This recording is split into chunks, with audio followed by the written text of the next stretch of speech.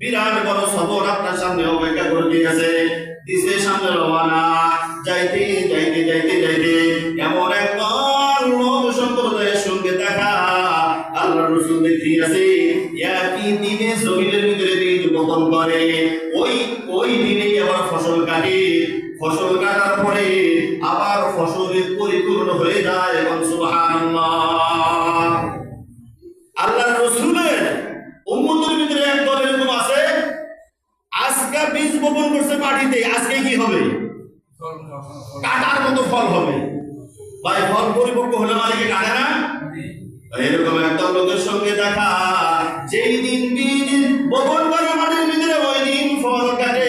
আল্লাহ কি কুদরত, ফল কাটার সঙ্গে সঙ্গে আবার ওই গাছটা ফলে পরিপূর্ণ হয়ে যায়।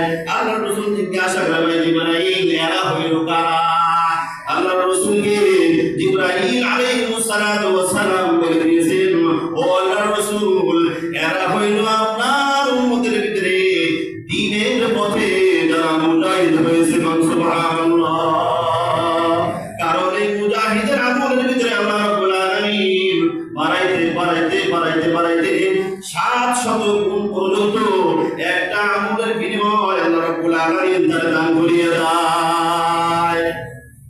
কোন আমলের বিনিময় এই পরিমাণ সওয়াব দেওয়ার কথা এই মুজাহিদ ছাড়া কোথাও কোনো বর্ণনা নাই।